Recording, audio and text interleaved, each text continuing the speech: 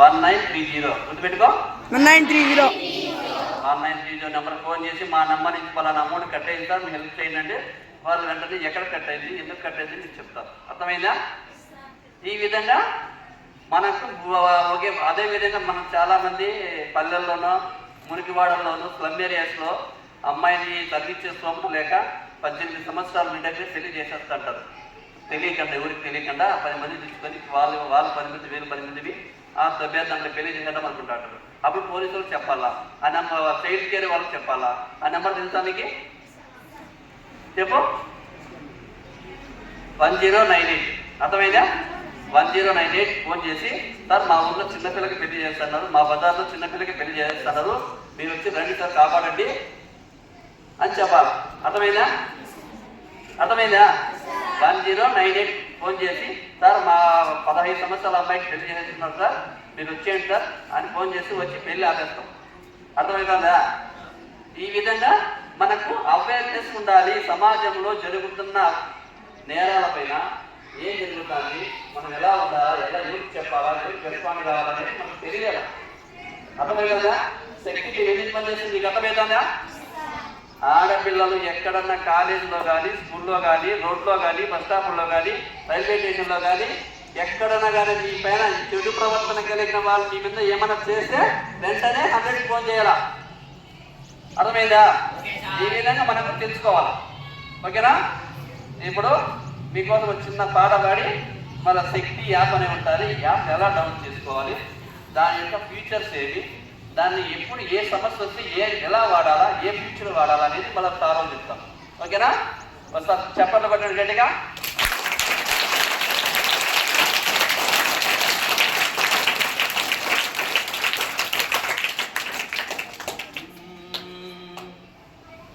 చదువంటే ధైర్యానికి మరో పేరులే, చదువంటే ఎదురులేని రామబాణమే. చదువంటే ధైర్యానికి మరో పేరులే, చదువంటే ఎదురులేని రామబాణమే. చెల్లమ్మా చెల్లమ్మా మా చెల్లమ్మా నీవు బంగారు చెల్లమ్మా, చదువమ్మా నీవు చదువమ్మా, నీవు బడికెళ్ళి చదువమ్మా. చదువంటే ధైర్యానికి మరో పేరులే, చదువంటే ఎదురులేని రామబాణమే. ఆడపిల్ల చదువుకుంటే అవనికంత వెలుగే, ఆడపిల్ల చదువుకుంటే అవనికంత వెలుగే. ఇల్లాలి చదువుకుంటే ఇల్లంతా వెలుగే, ఆడపిల్ల చదువుకుంటే అవనికంత వెలుగే. ఇల్లాలి చదువుకుంటే ఇల్లంతా వెలుగే. మూఢ నమ్మకాల వారి ముప్పుదాయకం, అజ్ఞానమే అన్నిటికీ మూల కారణం, అజ్ఞానమే అన్నిటికీ మూల కారణం. చెల్లమ్మా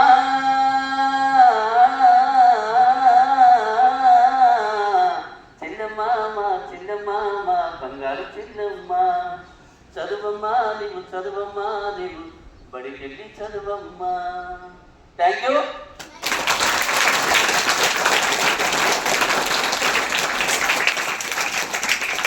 అంటే పూర్వకాలంలో ఒక 20-30 సంవత్సరాల కిందట ఆడపిల్లలంటే ఆడపిల్లలు చదువు బొమ్మ తీసి 10వ తరగతి చాలు పెళ్లి చేద్దాము అనే కాలం లేదు. ఎప్పుడు మనం బాగా 20 years 30 years బ్యాక్. ఇప్పుడు అలా లేదు. అందరూ కూడా మహిళలు, ఆడపిల్లలు అన్ని రంగాల్లో రాణిస్తున్నారు. IASలు అవుతున్నారు, IPSలు అవుతున్నారు, ప్రధానమంత్రులు అవుతున్నారు, ప్రైమ్ మినిస్టర్లు, రాష్ట్రపతులు అవుతున్నారు, ముఖ్యమంత్రులు అవుతున్నారు, మినిస్టర్లు అవుతున్నారు. ఓకేనా? టీచర్లు అవుతున్నారు, పోలీసు వాళ్ళు అవుతున్నారు. మన కళ్ళ ముందర. ఓకేనా? మనం కూడా కావాలనే ఒక లక్ష్యం పెట్టుకోవాలి. మీరు కూడా ఈయన ఫలానా డాక్టర్ కావాలా, ఫలానా పోలీస్ కావాలా, ఫలానా టీచర్ కావాలా, ఫలానా కలెక్టర్ కావాలా, ఫలానా ఉన్నతమైన స్థానంలో మీరు చేరుకోవాలా అనే యొక్క ముందుగానే మనం స్కూల్ స్టడీస్లోనే చదువుకునే వయసులోనే మన మైండ్లో మెంటల్గా ఫిక్స్ అయిపోవాలా. కొడితే జాబ్ కొడితే అంత సెలెక్ట్ కొట్టాలా. అర్థమైందా? మీరు వస్తానంటే మీ బజార్లో కానీ మీ ఇంట్లో కానీ వస్తానంటే చుట్టుపక్కల వాళ్ళు నమస్తే మేడం, నమస్తే మేడం, నమస్తే సార్, నమస్తే మేడం అనాలా. ఆ విధంగా మనం గోల్ కొట్టాలి. అర్థమైందా? ఇప్పుడు మీ స్కూల్లోకి వస్తారా, good morning sir, good morning madam, good morning sir ఎందుకంటాను? పోలీస్ వాళ్ళని రెస్పెక్ట్. మన టీచర్ వస్తారంటే గుడ్ మార్నింగ్ సార్ ఎందుకంటారు? ఒక టీచర్ అనే రెస్పెక్ట్. ఆ విధంగా మీరు కూడా మీ యొక్క లక్ష్యాన్ని, మీ యొక్క గమ్యాన్ని చేరుకోవాలి. ఓకేనా? అర్థమైందా? మధ్యలో ఎవరు కూడా లవ్ చేయడం కానీ, అబ్బాయితో మాట్లాడడం కానీ, ఇలాంటివి సెల్ ఫోన్ చూడడం కానీ, టీవీలు ఎక్కువ చూడడం కానీ, ఇలాంటివి బ్యాడ్ బిహేవియర్ ఎవరు కూడా పెట్టుకోవద్దు. రోజు మూల హోంవర్క్ రాయాలా. English, maths, science, social, Hindi, Telugu ఇలాంటి సబ్జెక్టులో ఏ సబ్జెక్టులో మనం వీక్ ఉన్నాం అనేది తెలుసుకోవాలి. ఆ వీక్లో ఆ టీచర్ని అడగాల, బాగా డౌట్ క్లియర్ చేసుకోవాలా, బాగా చదవాలా. మీ స్కూల్లో టాప్ రావాలా. అర్థమైందా? మీ స్కూల్లో గుడ్ నేమ్ రావాలా. బాగా స్కూల్లో చేస్తే బాగా చదువుంటుంది, బాగా చెప్తారు, మంచి అమ్మాయి కూడా మంచి ప్రవర్తన కలిగి ఉంటుంది అనే గుడ్ నేమ్ తెచ్చుకోవాలా. అర్థమైందా? ఓకే. ఇప్పుడు శక్తి యాప్ అనేది ఉంటుంది, పోలీస్ వాళ్ళ యాప్. ఆ యాప్ మన రాష్ట్ర డీజీపీ గారు ఓపెన్ చేశారు. ఆ యాప్లో మహిళల పైన ఏమైనా నేరాలు జరిగితే ఎలా కాంటాక్ట్ కావాలా, దాన్ని ఎలా డౌన్లోడ్ చేసుకోవాలా, దాని యొక్క ఫీచర్స్ గురించి ఇప్పుడు సార్ చెప్తారు. ఓకేనా? Thank you. ఈ అవకాశం ఇచ్చే ఎస్ఎం గారికి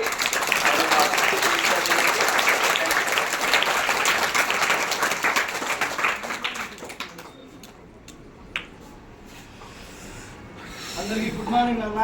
గుడ్ మార్నింగ్ సార్. సార్ చక్కగా పాట పాడాడు కదా సార్. మామూలుగా ఉద్యోగం లేకుండా పాట పాడితే ఎవరైనా వింటారా?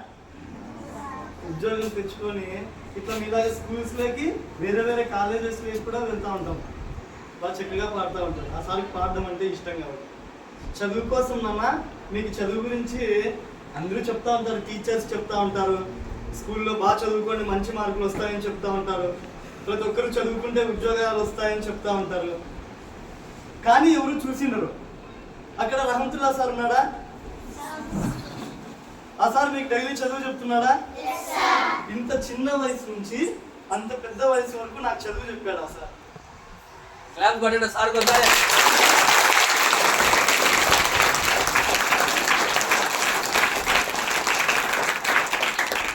ఆ సార్ నాకే కారణం మా అన్నకు కూడా చెప్పాడు, మాలాగా చాలా మంది పిల్లలకు చెప్పాడు.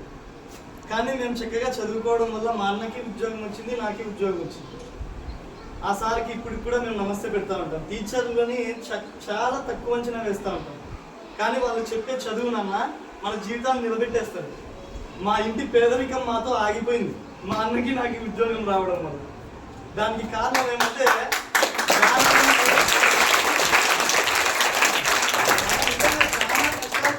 మేమే కాదు, చాలా మంది అందరూ కూడా ఇంట్లో అమ్మ నాన్న వాళ్ళు పనులు చేస్తూ ఉంటారు, కష్టపడుతూ ఉంటారు. మేము కూడా ఆ విధంగా కష్టపడే వాళ్ళమే. కానీ ఆ సార్ మాకు చదువు చెప్పడం వల్ల, ఆ సార్తో పాటు చాలా మంది టీచర్లు చదువు చెప్పడం వల్ల ఉద్యోగాలు తెచ్చుకొని ఈరోజు మా ఊర్లో మా అమ్మ నాన్నకి ఇద్దరు పిల్లలు అయితే ఇద్దరికి ఉద్యోగాలు వచ్చాయి. ఆ సార్ ప్రౌడ్గా చెప్తారు మా పిల్లలని. ఇప్పుడు కూడా ఆ సార్ రోడ్డు నుంచి వెళ్తా ఉంటే సార్ నమస్తే సార్ అంటూ ఉంటారు. అంటే మనము మన స్కూల్లో చదువుకునేటప్పుడు ఆ విలువ ఇవ్వం టీచర్లకి. బయటకు వచ్చేసిన తర్వాత, ఆ ఉద్యోగాలు వచ్చిన తర్వాత తెలుస్తారు. కాబట్టి ప్రతి ఒక్కరికి ఫస్ట్ చేయాల్సింది ఏమంటే టీచర్లకి గౌరవం ఇవ్వడం. ఎందుకంటే వీళ్ళు ఇప్పుడు చెప్పే చదువు రేపు పొద్దున్నే మీ భవిష్యత్తును మార్చేస్తారు. నిజంగా నేను ఇదే రోజుల్లోనే మామూలుగా స్కూల్లోకి వెళ్ళేటప్పుడు మీలాగనే శక్తి ఫ్యాన్ చేసుకుని నడుచుకుంటూ వెళ్ళేవాడిని. ఇప్పుడు అదే కాలనీలో, అదే వీధిలో యూనిఫామ్తో తిరుగుతా ఉన్నాను. కాబట్టి చదువుకి చాలా విలువ ఉంది. ఓకేనా? అర్థమైందా? బాగా చదువుకోవాలా. టీచర్లకి ఫస్ట్ గౌరవం ఇవ్వాలి. వాళ్ళకి గౌరవం ఇచ్చి బాగా చదువుకున్నారనుకో, మీకు ఆ సార్కి ఇక్కడున్న వాళ్ళు రెస్పెక్ట్ ఇస్తారు.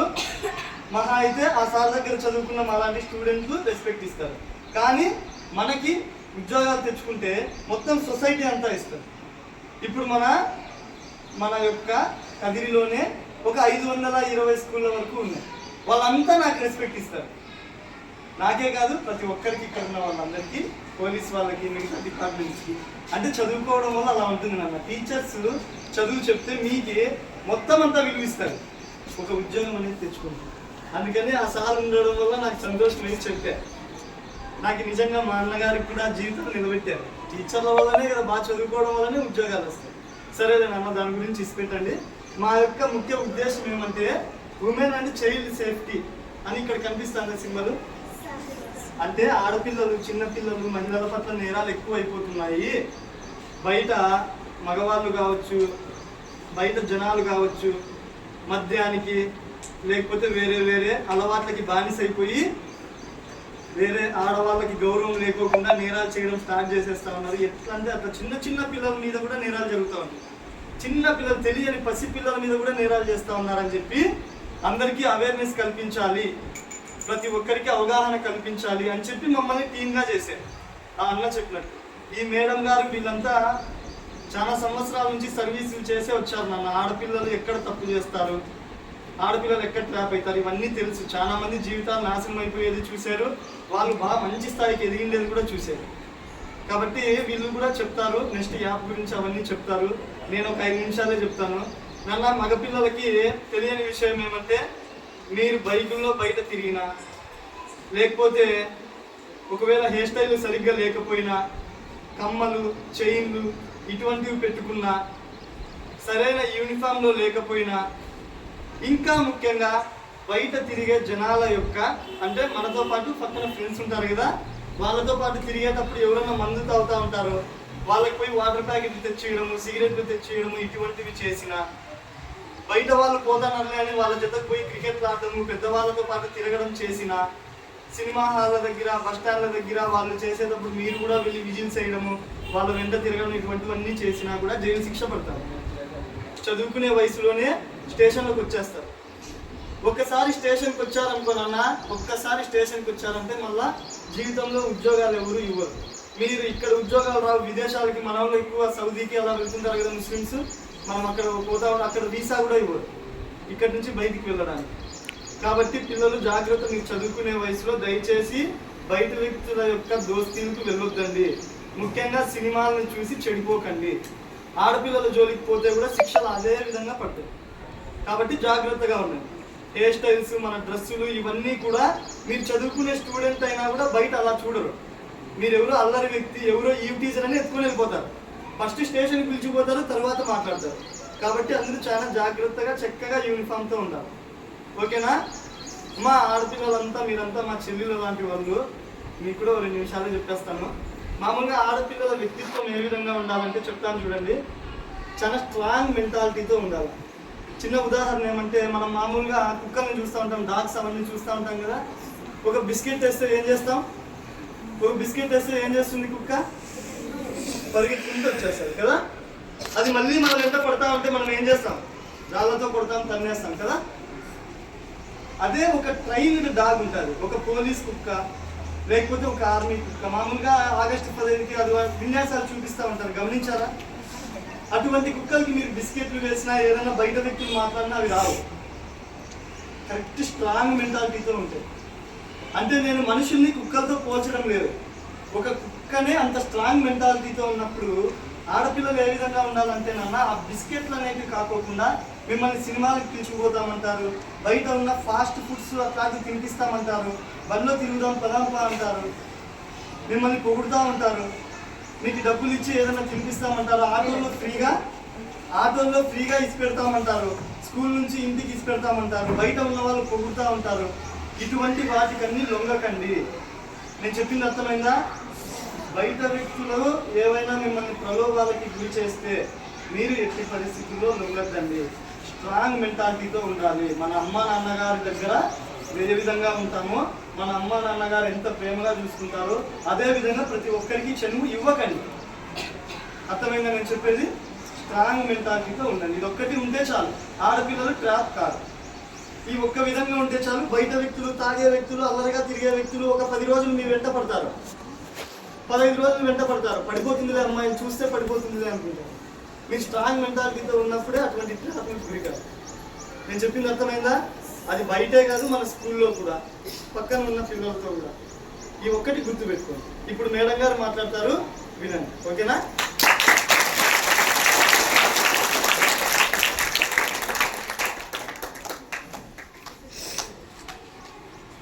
గుడ్ మార్నింగ్ అందరికి. ఉద్దేశం ఏంటని చెప్పారు కదా? ఏం చెప్పండి, ఏం చెప్పారు? శక్తి టీం గురించి చెప్పారు కదా. దాని ఉద్దేశం ఏమని చెప్పారు మీకు?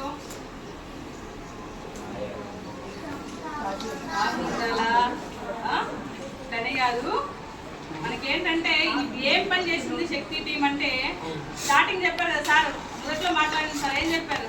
మిమ్మల్ని ఎవరైనా ఆ స్థాయికి ఇబ్బంది పెట్టినా, ఎనీ ప్రాబ్లమ్స్ ఆడపిల్లల జోలికి వస్తే మేమంటూ ఉన్నాం, మా టీం అంటూ ఉంది అది చెప్పాలంటే మేము వచ్చి చెప్పుకోవాల్సిందే కదా. మీకు తెలియదు కదా, మీకు ఈ శక్తి టీం ఉంటుంది, మాకు ఏమైనా ప్రాబ్లం వస్తే మేము ఇట్లా కంప్లైంట్ చేయాలనే విషయం మీకు తెలుసా?